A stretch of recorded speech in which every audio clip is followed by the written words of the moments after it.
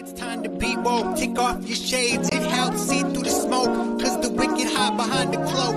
And if you stay in the mist, you gon' be soaked. So listen up, cause this hair of the dog. What's real, what ain't? Is this the fog or smog? Cause there's a difference when you breathe it in. So don't let the corporate media take you for a spin. This that morning show, they put you in the know. So I hope that you ready, cause all we do is go, go, go. Yeah, come get your info, you gon' be like, whoa. Hair of the dog, we bout that, ayy. We in the zone, we out here, yeah. Good morning, everyone. Welcome to Hair of the Dog. I'm Andy Kennedy. It is Wednesday. It seems like Monday for me, but it's Wednesday, so it's hump day, so it's good for all you working stiffs. So that's a good thing. I am back from the wilderness, back from my camping trip. Contrary to popular belief, I did not run out of beer. We ran out of maple syrup and poutine, but we did not run out of beer, so it wasn't all bad. Got a little bit of trouble on Sunday night when we were trying to get home. We had this major supercell rain, lightning, thunderstorm come through. And if you've ever tried to tear down a campsite in the pouring, driving rain that has lots of tall trees around in a lightning storm, then you won't know what I'm talking about. But it is not fun. And so, of course, it precipitated a decision by us to stay an extra night. And unfortunately, didn't get back in time on Monday for the show. So I apologize for that profusely. However, we are back now and we have our main topic for today, and we are going to be dumping a boatload of facts on you. And it's all to do with the current understanding of health insurance and what Medicare for all means for that industry. And that starts with the introduction of my lovely and talented co-host, Ms. Carrie Barber with low bandwidth. Good morning, Carrie. Perpetual low bandwidth. Good morning, Andy. Glad to have you back. And I am super excited for this topic because this is stuff that I know intimately. And I'll get into my background and credentials just a little bit as we get into this. But the reason I am so excited about this is, number one, we've got I believe there are up to 55 different cities around the country that have organized marches to make them hear us, and that's happening this Saturday. But the other part of it is we're seeing that some of these neo-libs and even some well-meaning progressives are forwarding Bernie's plan to expand access to Medicare by dropping the age limit from 65 down to 60. So if you're an advocate of that plan, that's fine, but I want you to understand exactly what it is you're pushing for, and we'll go through some of that now. So if you have ever been tempted to say, why are people against Bernie's plan? I'm going to explain it to you so that you have all the facts, and can make a decision for yourself. If after you hear all of this, you decide, well, I'm still going to go with that, that's fine, that's your choice.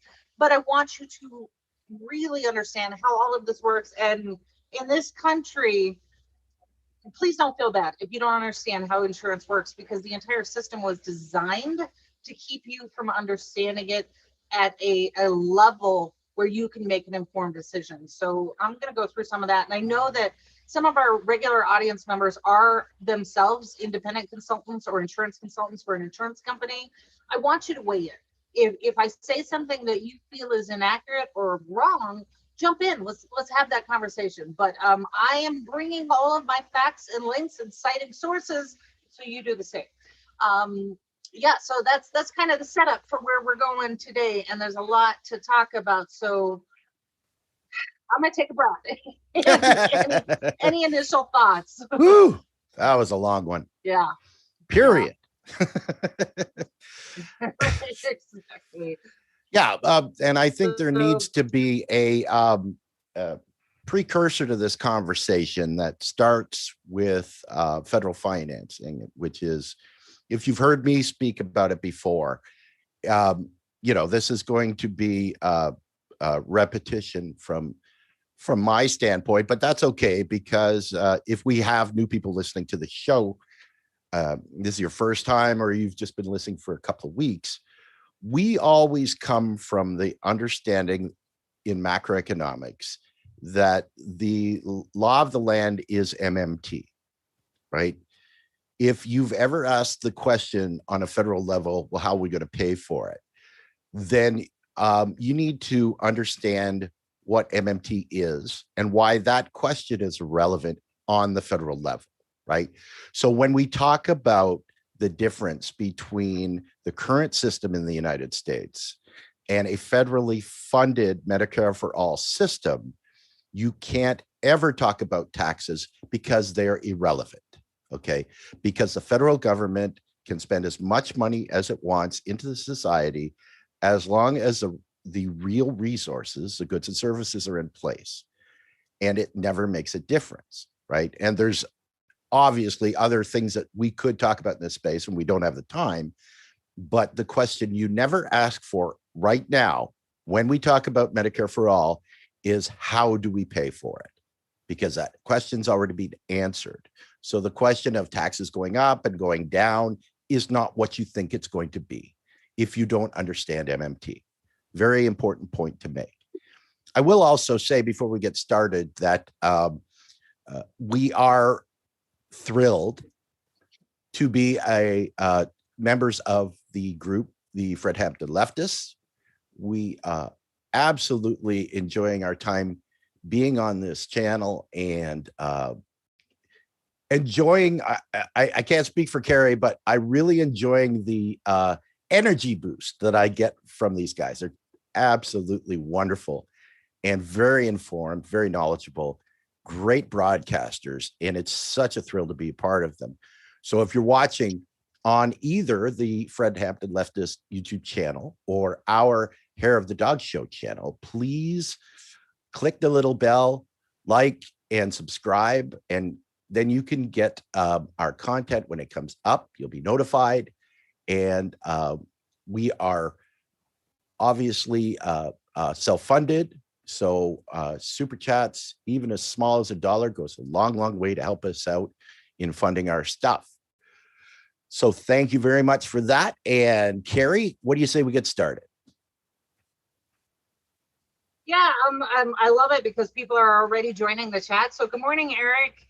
Good morning, everyone else who's joining the broadcast this morning. This is important stuff. So if after you watch this, you want to share it and forward it, please do. And I'm not speaking from an ego point of view here. I'm saying because there are 300 million people in this country who are desperate for access to healthcare, and insurance is not it.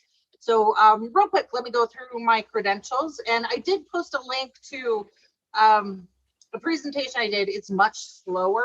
It's about an hour and some minutes. It'll walk you through it all slowly. So that link is there. But my credentials. So I was engaged by a massive insurance company, one that now runs 7 different states. It has a color in its name. And this is back in 2009, 2010, after ACA became law. So if you'll recall, during that time, it was going through the Supreme Court, so it had stalled to see if it was going to pass constitutional muster. So what the insurance companies were doing were waiting, and they were actually devoting resources to making sure that it didn't happen. And they were so sure that the Supreme Court was packed with enough conservatives that it was not a big deal, but they were still trying to, you know, if this does pass, we need to get our butts in gear. So for 2 years, they largely did nothing. And then in the last 9 months, they really had to scramble. So I was brought in because I had to train their employees in all of their states who their customers were. Because prior to that, they never really had to talk to their customers. They never had to deal with their customers. And now it was going to open up all of this space to people who never had access to buy insurance, didn't know what it was, didn't know what a contract was, all of those things. So I worked with their legal team. And if you're not aware, insurance companies don't have just a team. It's a legion of lawyers, because all of this is contract law. It has very little to do with health insurance. It's contract law. So they had all of these lawyers, the marketing team, the executives, And I was sitting in with the executives in this really posh, cushy executive suite watching the Supreme Court decision come down. And I can tell you, sitting there in the back, watching all the executives, they were very nervous. And as soon as that decision came that the Supreme Court was going to let ACA pass, oh boy, I could hear screaming down the hallway. People were panicking, all of this sort of thing. And the executives knew that they had lost their bet. So the next 10 months were just this is massive, massive effort to get ready for ACA. So if you recall, when the marketplace opened, everything crashed. There's why. Because they sat there for 2 years and did nothing. And this is a multi-billion-dollar insurance company. Their employees were still on Windows 95 PCs. They hadn't done any investment in their own company, let alone being able to handle all of this stuff for people. So where did that money go? Here's what I can tell you. During the short time that I was there doing the work that I was doing, they rented out the Dallas Cowboy Stadium not once, not twice, but 3 times for a party. Flew all their executives in. So you make your own decision on what was going on there. So based on that information, it pissed me off so badly because I knew that they were going to take what could have been a really good law and they were going to flip it and find all the loopholes. And that's exactly what they were doing. So I quit and I went out and I got my certification for licensing to become an independent insurance consultant. Here's another fun fact you need to know about that. The exam that I took also gave me access, should I have taken that exam, to become an SEC, Security Exchange Commission licensed consultant. So those are the people who manage your 401ks and the big investments and all of those sort of things. Think about it. Why did I have to take the same exam in the same boat and have the same legal ramifications if I screw up? Why did I have the same level of fiduciary responsibility as somebody who's managing your big investment portfolios? Because it has nothing to do with insurance as a health vehicle. It's all about the money. And I need you, if you remember nothing else about all of this, an insurance policy is a financial contract meant to protect you from a certain level of financial risk. There is zero to do with health insurance in the policy. Okay, you got that? So I went out and became an insurance consultant personally. I donated 95%, it was like 95% of all of my commissions back to charities, back to organizations. I gave public talks about how insurance actually works because I was pissed. And then when Medicare for All came out in 2014-15, I did a deep dive into it and I would go out into the public. I spoke after Wendell Potter, all of these other people who are out there. So I know ACA inside and out. I know Medicare for All inside and out. Yeah, so let's do this. And if you think that I'm saying something that's incorrect, come with your facts and sources. Let's talk about it and have that conversation. So first thing I want to do is talk about where we are and what the Medicare for All proposal is. Obviously, I'm wearing a Medicare for All t-shirt. I am not unbiased in this conversation. And we'll go through why that is. So Andy, this is the first one. And these slides, all of these slides are available on connectthedotsusa.com. Graphic designer did a phenomenal job making all of this engaging and knowable. So I hope that you will go out there and check out some of these slides. Talk to your friends, talk to your neighbors, talk to your family. That's what it's designed for. So in this first slide, this is where we are now. Right now, under ACA. It was a little bit more complex before ACA, but you can see this is what we've got to go through here on the now. And then below it, there's one correction I want to make on the slide on the M4A. So below it, what Medicare for All would do is do away with all of the thousands upon thousands of contracts, do away with health insurance vehicles for those companies. Now, I can tell you right now, all of those insurance companies, they're not going to go away. What they're going to do is they're going to retool, and they're going to provide Cadillac insurance for those who can afford it. They're going to provide insurance for things that Medicare for All doesn't cover, like plastic surgery, elective surgery, all of those sorts of things. So they won't necessarily go away, but they will no longer be administrators of the premiums and claims, right? So that's that bottom slide. The one correction I want to make here, and the way Medicare for All is written, as Andy mentioned, Medicare for All today, because we have so many Republicans and neoliberals in Congress, they wanted a tax mix in there. So that's why it says federal taxes at the beginning of that slide. The reality, as Andy stated, is we could pay for all of this today the exact same way Congress gets their insurance paid for. It's through federal appropriations. You just do it. You credit the account. We could do this today. And actually, President Biden could do it through executive action today because pandemic and global crisis.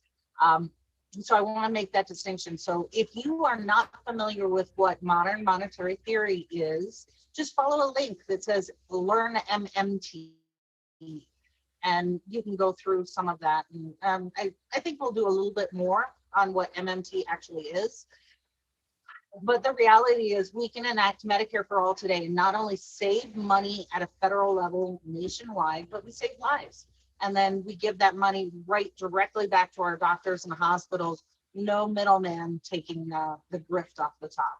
So that's the big one. And my apologies. I'm looking down because now I have to check the chat in my on my cell phone instead of my computer because bandwidth.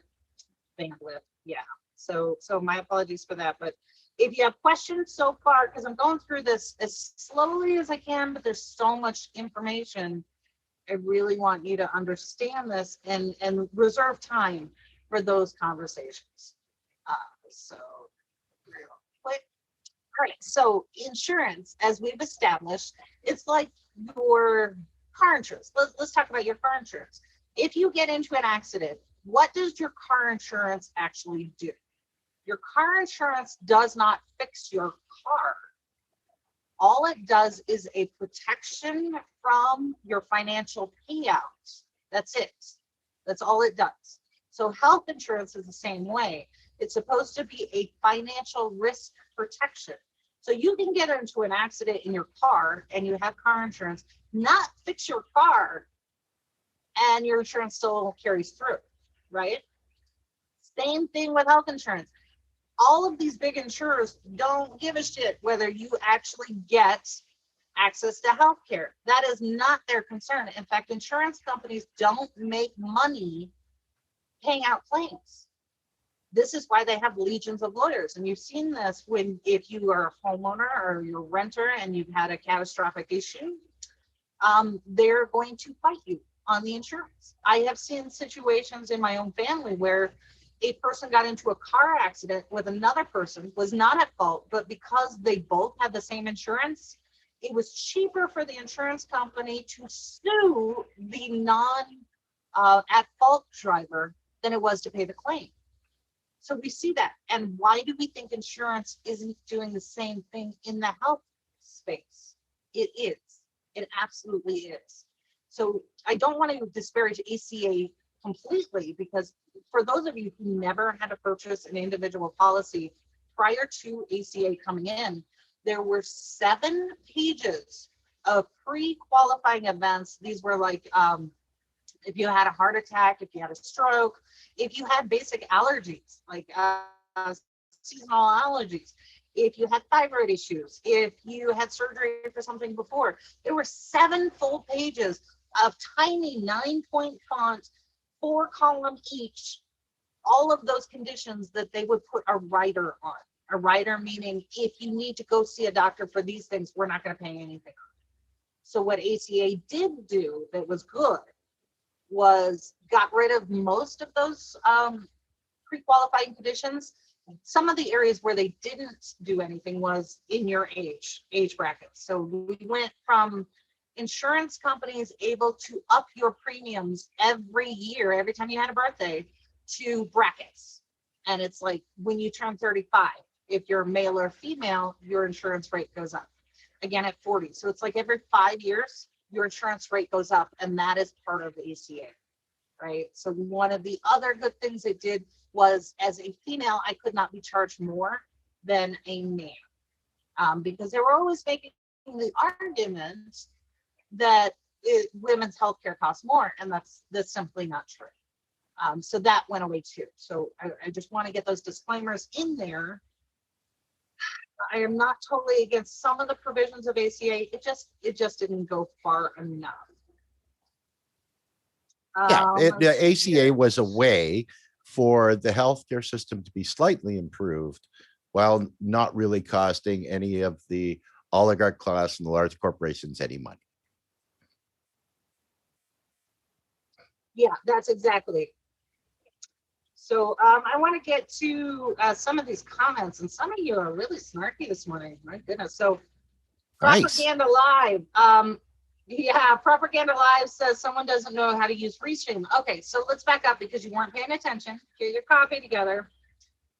I am in a low bandwidth part of the country outside of a city. I am like one of millions of Americans who don't get broadband. Okay? So yeah, from my tone, you can hear what I'm actually saying. So Eric says these charts are really helpful in explaining the difference between our current system and Medicare for All. Right, Eric, so that again is connectthedotsusa.com. So go out there. And then Aspa Fallon says, insurance is a Ponzi scheme. Medicare for All is the insurance by taxes, but without the scheme part. Yeah, kind of. And again, the reality is we do not need the taxes. We don't need the taxes. Taxes are meant to guide behaviors at a federal level, they don't pay for these programs, right? So yeah, your taxes didn't go up to pay for the Trump tax cuts, right? So think about that just for a little bit.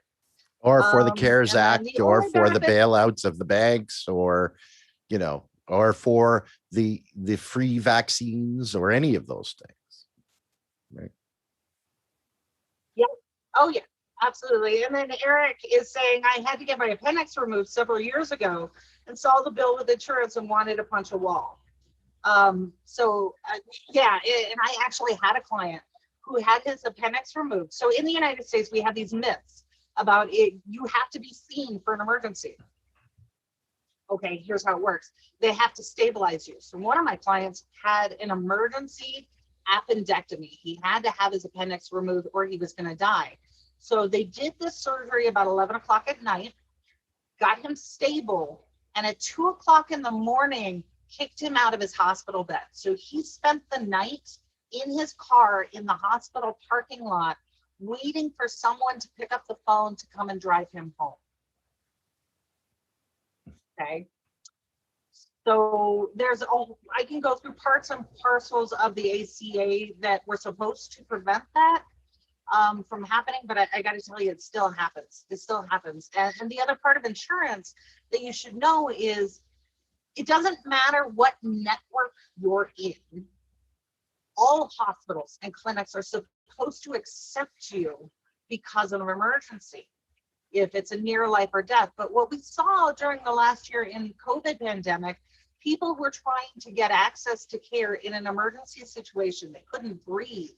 They were dizzy. They were going through all these symptoms, and they were continually being turned away. Hospitals are not supposed to do that, whether you have insurance or not, whether you're in that network or not. And yet that is what we saw. So a lot of these are pieces that we really need to correct and understand that. So here's where it gets a little bit difficult. And I'm going to walk you through it slowly.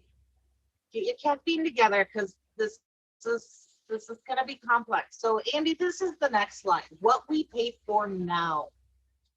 So this particular information applies to you whether you are direct pay on your own policy, whether you went through healthcare.gov, or whether you're getting it through an employer.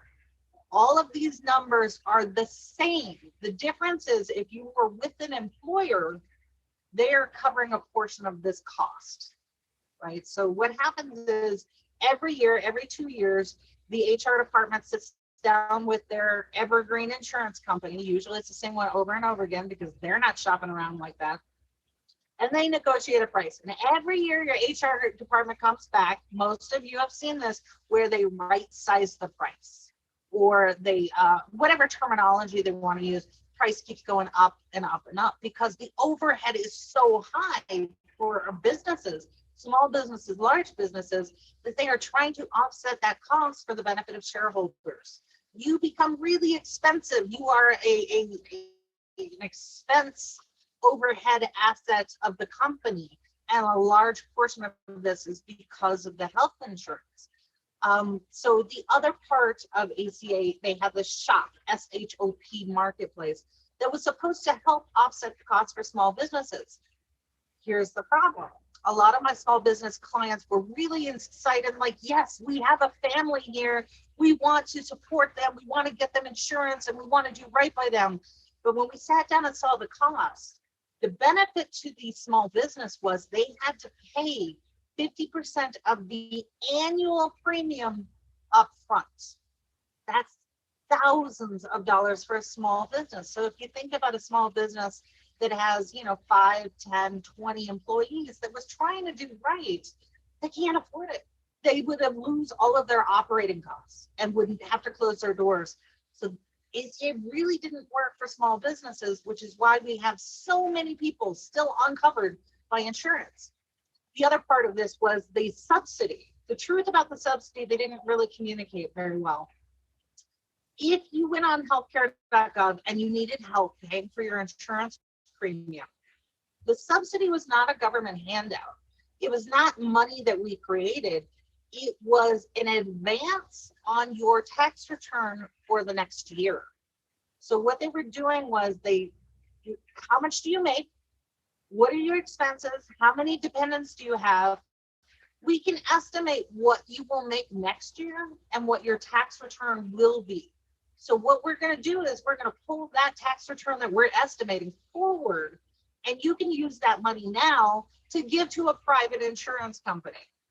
So if that is not transfer of wealth, what is? What is? What if something happened to you next year and you needed your tax return? Well, you already spent it. You gave it to the insurance company to offset your financial risk. So in this chart, here's what I looked at. Silver level plan. If you went on healthcare.gov, even your employer still has these metal level plans. So there's bronze, silver, gold, and platinum. I find it interesting that the only people who get platinum level, that is the best coverage, Congress. You cannot even buy a platinum plan on healthcare.gov today. You cannot. You have to be at a certain income level. So that's my first question. Why is Congress getting access to a plan paid for by public money that the rest of the public doesn't have access to? Because I'm not a lawyer, but I believe that equal protection is part of our constitutional rights. So I'm just going to put that question out there. Consider it. Am I wrong? All right. So on this, what we pay for now, I went out and looked at a silver level plan. Now, these numbers are from 2 years ago, so they're maybe a little higher. But a family of 4. I just did 2 adults, age 45, 2 children, and the monthly premium for that around, and this is like in the Midwest, Illinois, those types of areas. The monthly premium is $1,900. That's a mortgage payment and maybe a car payment or a mortgage payment and a cell phone bill. That is what they're paying. So when you pay that premium, your insurance policy does nothing. Nothing. All that insurance policy is like your ticket to ride. That's it. It gets you access to a club. Your insurance does not start working for you at all just by paying your premium, okay? So you're paying that money just to be part of this little club. And then your annual premium cost, as you figure that out for, this is about a 10 to 12 month period, $23,000 for this family of 4. Could they use that money for something else? Is it any wonder why we have no retirement savings? Look at what they're paying just for access to a club. So when I say the club, this is the insurance companies are supposed to go out and gather a network of doctors and hospitals to give you a discount. So they're going to give you a coupon while you're paying your premium. So if I'm a doctor and I normally charge $400 for a consult, and let's say one of the big insurance companies says, hey, we want you on our network and we're going to bring you all these customers, and we want you to charge us only $200 for that consult.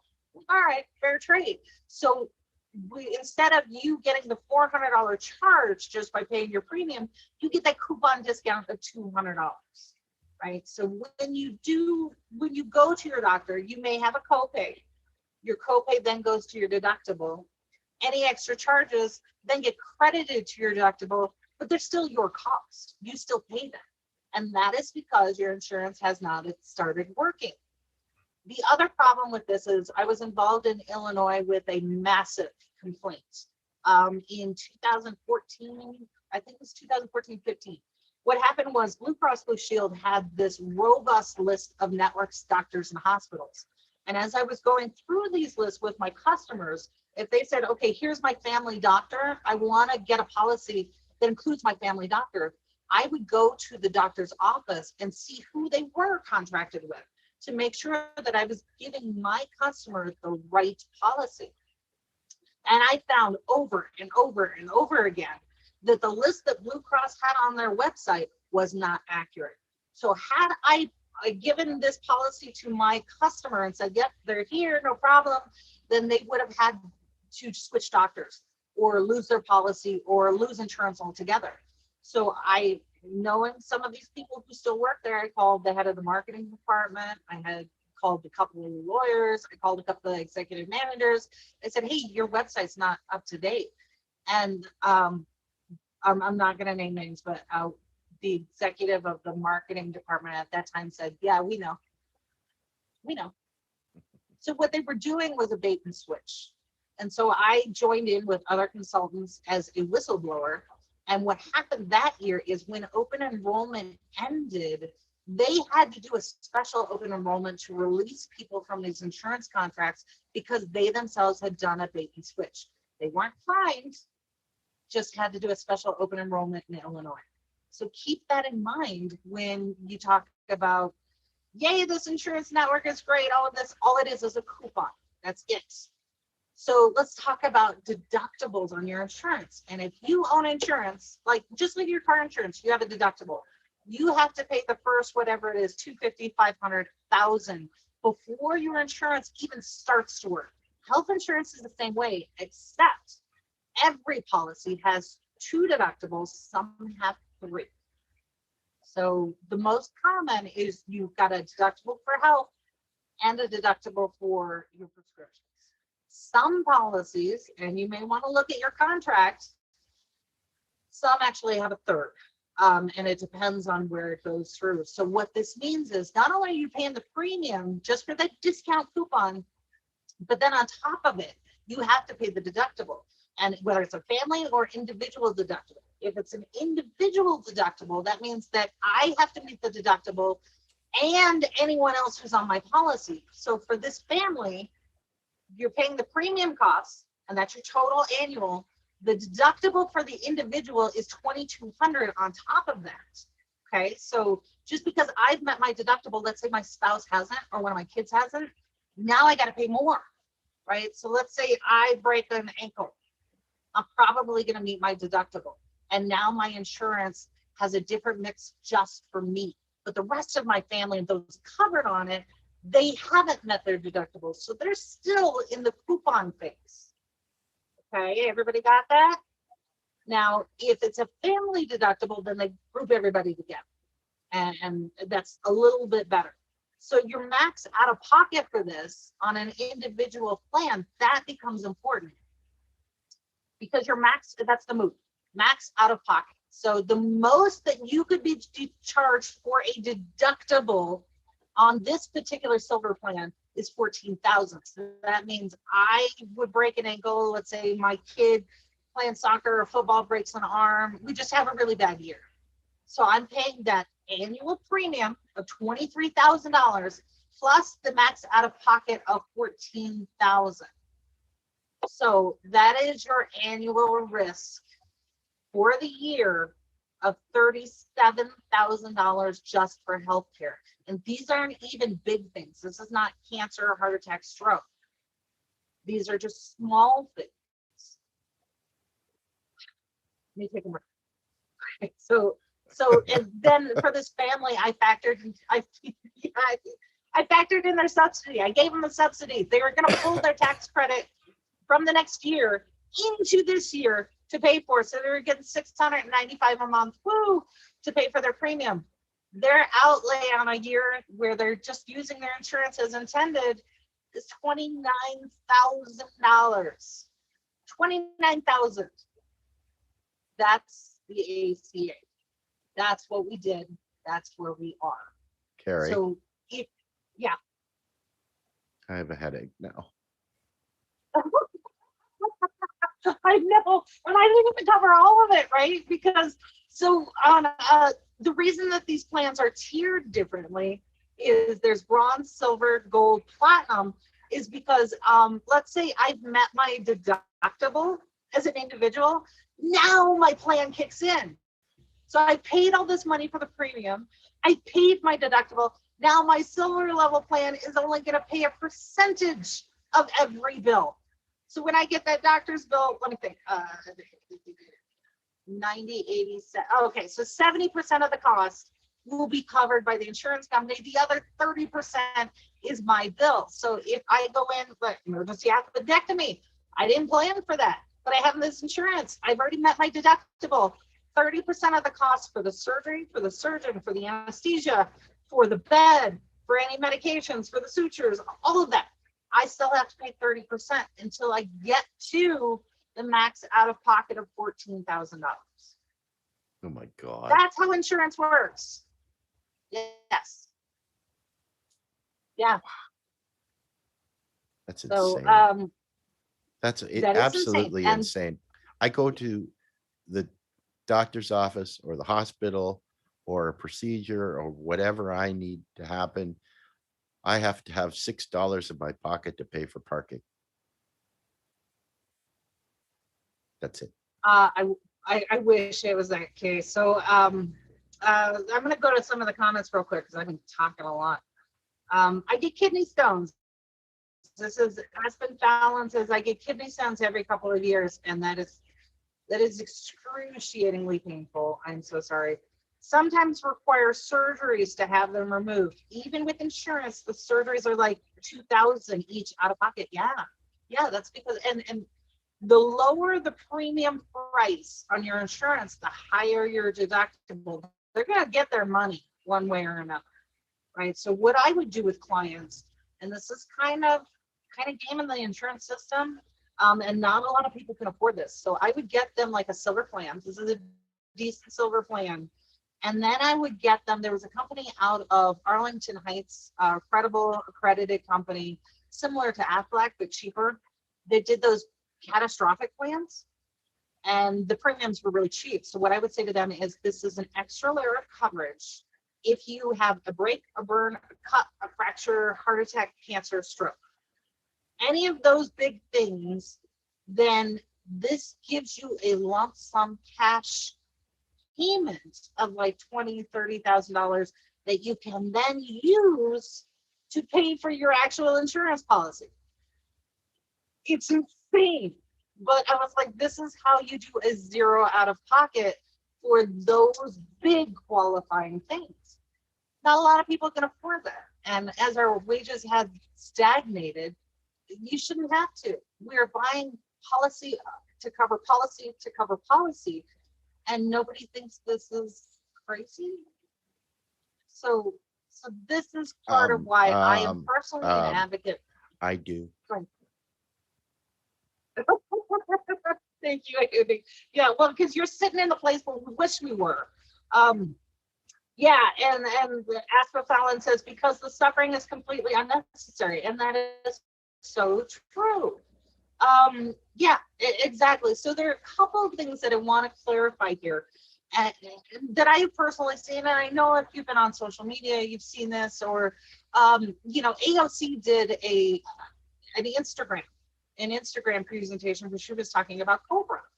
So take a look at this policy. This is an example of what the policy is for your employer, especially a mid or a large size employer. If they're covering insurance, this is the actual cost. You may not see that $1,900 premium. Let's say you're only paying, $300 to $500 a month, and that, which is pretty good. When you get into a COBRA situation, COBRA guarantees you access to the same policy your employer negotiated. The problem is they negotiated that for their pool of employees. Okay, so you're going from a pool of however many people, let's say you have a company of 2,000 or 20,000 people. They negotiated for that pool of which you were one. Now you're carrying that into a pool of one with all the risk that it was spread across that financial vehicle. So your premium cost went from maybe you were paying 10, 20, 30% of the policy to 100% of the payment, which is why COBRA is so expensive. So what she was talking about is this program, a part of COVID that really didn't get talked about, where the premium payments were supposed to be covered until September 30th. So not a lot of people knew that. If you got laid off or your company closed its doors or whatever else, your HR department was supposed to give you information on COBRA, and that the federal government was going to pay the employer to make those premium payments for you just until September. So it was a Band-Aid. It was a tiny Band-Aid for the COBRA payments. Problem is, we're in July. Why is she doing this presentation now? Like, I'm happy she's talking about it, but God damn, why didn't you do it last year? What? So all of those are ending at the end of September. And oh, by the way, we have an end to the eviction moratoriums and everything else. So there's that. The other thing that I want to talk about is advocates now are pushing Bernie Sanders' plan for Medicare expansion. So what this would do is, right now you have to be 64 and a half years old to apply for Medicare. And then when you turn 65, then you get into that program. So here's the problem. Medicare for all, or Medicare, works very much like this insurance that we're talking about right now. The difference is the premium is a little bit lower. So under Part A, when it first came out, we talked about it last week, that this plan was originally for military service members and their families. So what they did is, we want to cover everything for a hospitalization. And then as costs started to rise and things like that, then they came out with Part B, which is everything outside of a hospital. We want to cover part of that. And then costs continue to rise. So then they came out with these letter plans. This is where the insurance companies got creative. Well, Part A and Part B is federal. Everybody gets these, everybody, when you turn 65. But there are some expenses that are not covered. So the insurance companies came up with these extra vehicles. These are Part F and G and the Advantage plans and all of the other things that came with it. And then under Bush, we got a Part D, D for drug. Here's the problem. And this, I'm going into my professional opinion. So you take this for how you see it. Under Medicare expansion, we have a number of issues. Number one, in Part D, you have a donut hole. So think of a donut, and when you start getting your prescriptions covered, you have to pay a certain amount. I forget the exact number. I think it's $2,500. So we're talking about people usually on a fixed income. They're trying to retire. Most of them are able to retire. Some aren't. But they're on a fixed income. So you're probably going to need some medication, things like that. So you've got to pay a certain amount of that. That's the deductible that we talked about. But then once you get to that donut hole center, your insurance drops out. Medicare drops out completely. And you got to cover that cost by yourself up to, I believe it's $4,300. And then once you get to the other side, then Part D picks up again. It's insane. So this is the situation where we see where our grandmas, our grandpas, moms, and dads are maybe not taking the medications they should. They're cutting them in half, or they're not getting the medications they need to, insulin, because they're in that donut hole. They can't do anything, right? It's either I eat or I get my medication, and this is why. So that didn't get fixed under Bernie's plan. My apologies. That's not fixed. The other piece that didn't get fixed is there's a cap on coverage. So if I can only afford Part A and Part B, but I can't afford any of those other letter plans, or maybe I've got the wrong letter plan and I was not able to predict what my health situation would be this year, I'm filing for bankruptcy. And I included a ton of links about the bankruptcy rise in this country. So we've seen it go up for our seniors who are on Medicare by over 200%. These are our moms and dads, grandmas, grandpas. If Medicare for all, or Medicare is so great and covering so many, which arguably it's better than regular insurance, but it's still not enough. We have seniors who are literally going bankrupt, losing everything. That, and again, is another transfer of wealth, and that's not okay. That's not okay. So then the third piece of my critique on Medicare is, in case you haven't been paying attention, since 2012, I have been watching state after state bring lawsuit for a Medicare Advantage plan. So this is my personal opinion.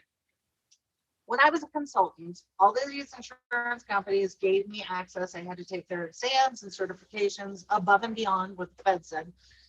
And then they would offer me, would you like to become an Advantage member for our over 65 market? And so I went in and looked at it, and I looked at some of the certifications and things that I had to do.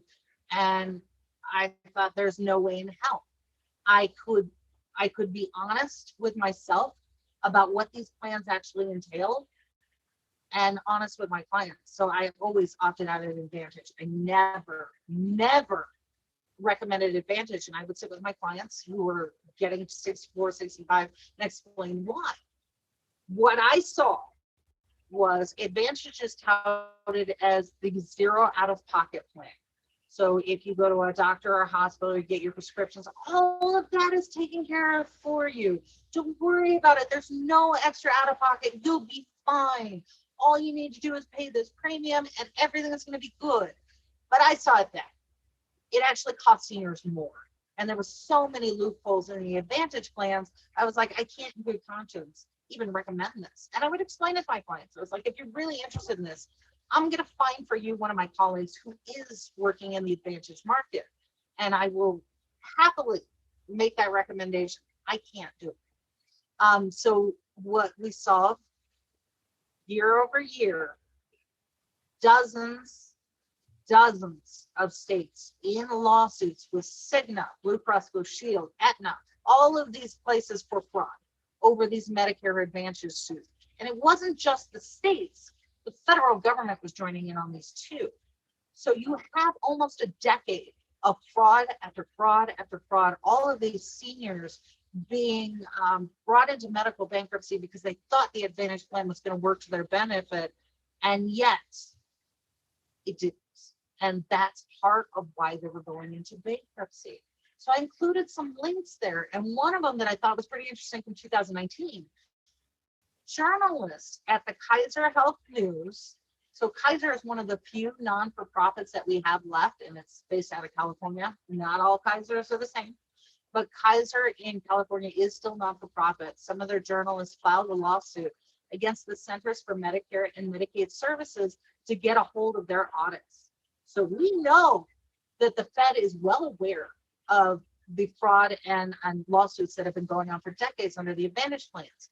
Why haven't they done something? Why haven't they done it? I mean, I recall when it took 2 Tampered Tylenol pills to take that product off the market, yet they still keep these Advantage plans out there, state after state after state. So I posted a link to the one in Texas, Pennsylvania, California had a few.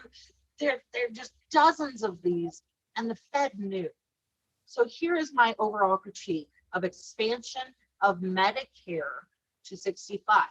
If you know this, if you know that there are fraudulent examples in Advantage plans, if you know that the donut hole loophole still exists in prescriptions, if you know all of these things that are still a problem with Medicare, and the caveat is we're going to expand hearing aids and vision and dental, and you're okay with still sending more of our seniors, some of our most vulnerable people, into this, shame on you. Because to me, this is just to make you feel better, not necessarily to fix things. And I get that there's some people who are saying that, well, my grandma and my grandpa, they really need this. And I get that, but buyer beware, because I am on Medicare right now. And I gotta tell you, it's better by that much. I had to pick up a private plan so that I could afford to use my Medicare. And I had that ability through my husband's employer. That's Not insane. everybody's got that. Right.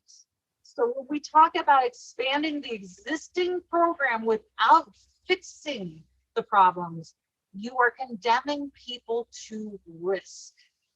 And this is why I need you to understand what insurance actually is, what it does.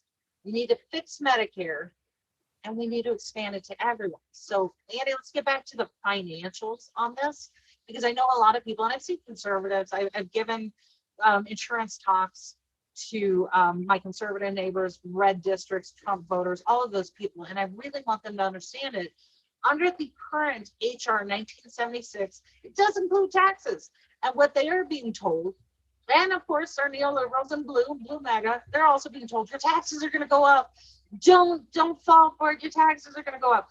Well, let's calculate what your tax is now. So my tax calculation, Andy, this is get your calculator ready.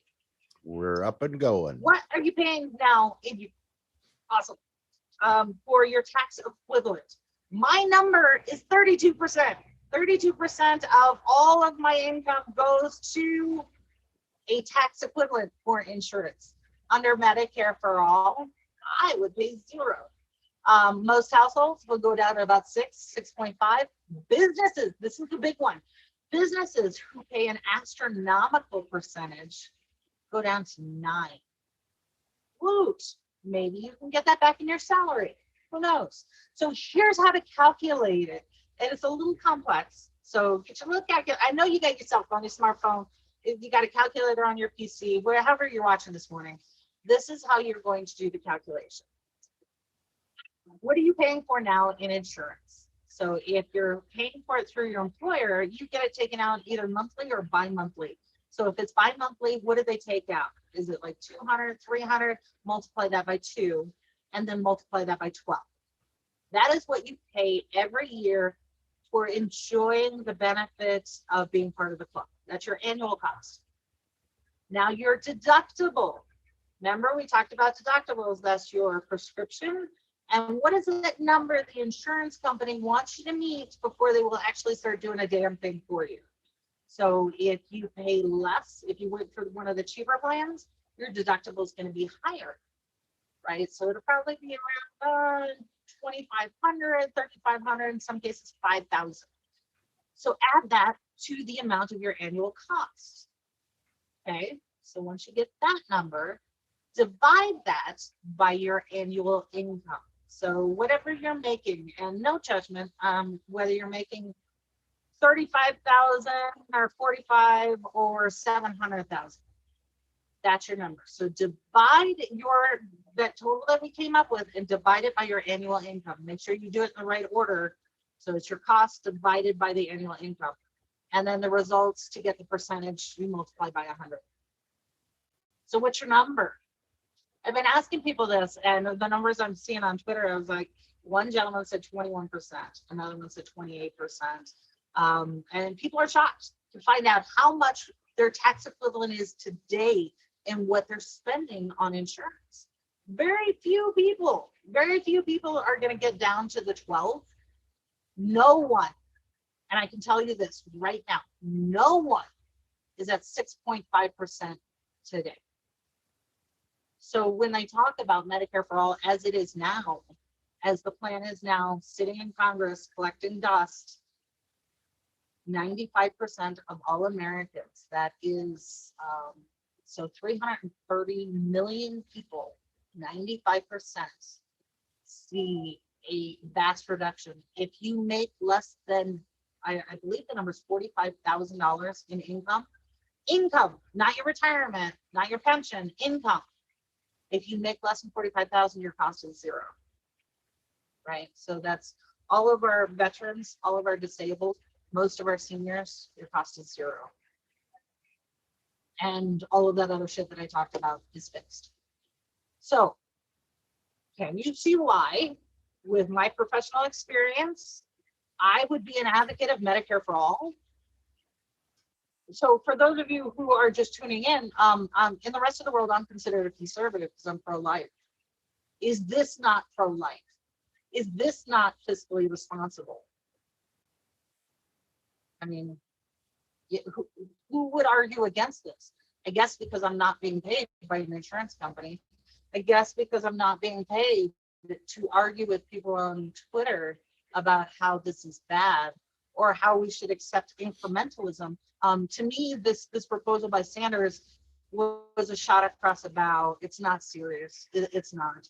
And for those people who are out there, in my opinion, if you are coming at me or anyone else for not being a fan of it, you're not being genuine, or you don't understand exactly what it is you are advocating for. Or you're being right? nefarious. So, yeah, you've got a number of those people. So, all right, Andy, I went really, really fast on all of this, and it was so complex. Do you have any questions? Yes. Do you have any Advil?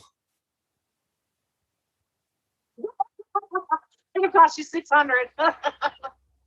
So yeah, this is it's crazy. It's absolutely crazy, which it makes no sense why we're even arguing this. To me, and I brought this up on Twitter, this is performative yet again, this expansion down to 60, but not fixing the problems. This is Juneteenth when we asked for due process and equal protection. Yes, so absolutely. Medicare for all. Absolutely. Yeah. This is the problem with the performative things, like painting Black Lives BLM on a road instead of actually doing something, right? It's how it's worded. It shows you, it sounds good on paper, but when you look at it deep dive, it doesn't do anybody any good. Yeah, that's exactly right. And so I am forwarding the argument Medicare for all is a constitutionally protected right under the due process and equal protection. So I keep asking the question of all of our Congress members, how is it equal protection when you can have access to a product that I cannot buy, yet it's being funded for you through the public purse? All of my labor, all of my effort, everything that I do goes into the GDP and the federal appropriations process. You get something that I don't. That's not equal protection. That is Marie Antoinette shit. So, and I've yet to get a response back.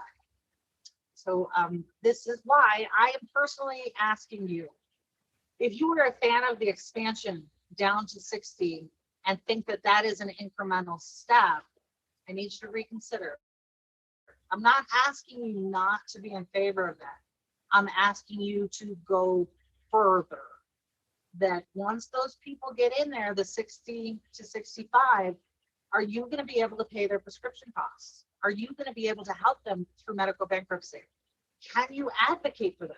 And one of the ways that you can do that is by becoming an outspoken champion for Medicare for all.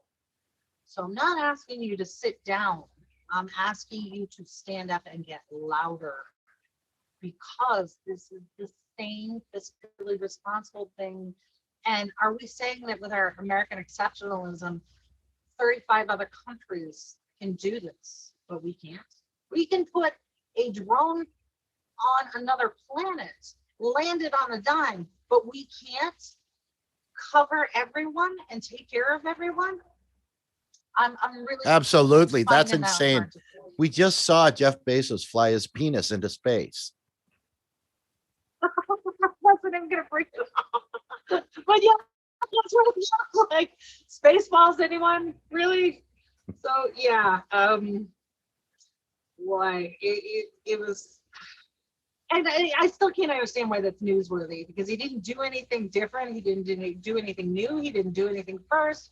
It's just Jeff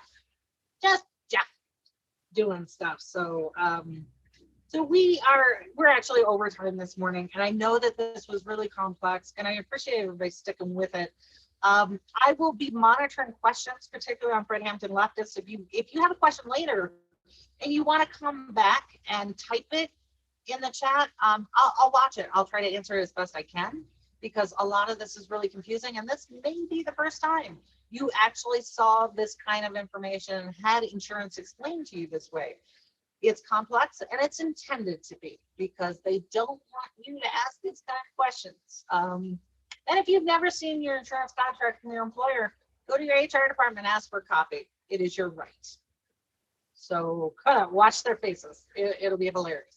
But I thank you, everybody, for sticking with us, tuning in. And if you got something out of this particular broadcast, if you learned something today, please share it with someone else.